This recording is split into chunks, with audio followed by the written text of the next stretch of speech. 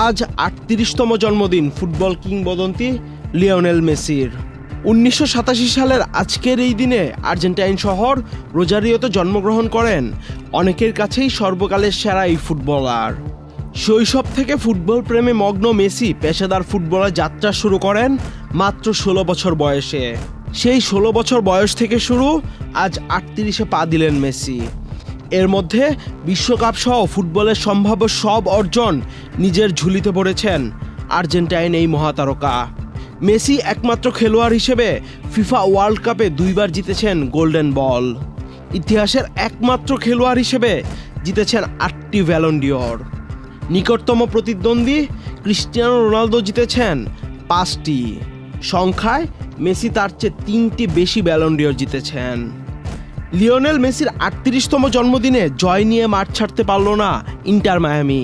এলএমই certified বিশ্ব সেরা কপারে তৈরি ওয়ালটন কেবলস, যা আপনার স্থাপনাকে রাখবে সব সময় নিরাপদ।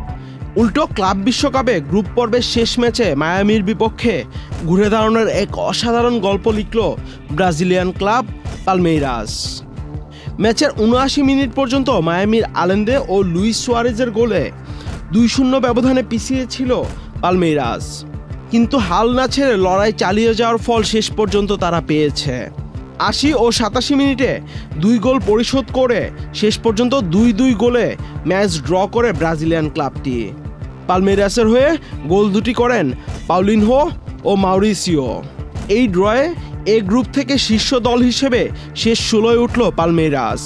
৩ ম্যাচে পালমেইরাস ও মায়ামির পয়েন্ট সমান, কিন্তু গোল ব্যবধানে মায়ামির চেয়ে ১ গোলে এগিয়ে পালমেইরাস। এই গ্রুপের অন্য ম্যাচে রুদ্ধশ্বাস এক লড়াই উপহার দিয়েছে পোর্তো ও আল আহলি। উত্থান পতনের রোমাঞ্চ শেষে ম্যাচটি ড্র হয়েছে ৪-৪ গোলে। তবে এই দুই দলকেই গ্রুপ পর্ব থেকেই বিদায় নিতে হচ্ছে। শেষ ১৬য় মেসির সাবেক ক্লাব পিএসজির মুখোমুখি হবে ইন্টার মায়ামি, পালমেইরাস মুখোমুখি হবে স্বদেশি ক্লাব বোতাফোগোর। আহমেদ শাফি, চ্যানেল আই।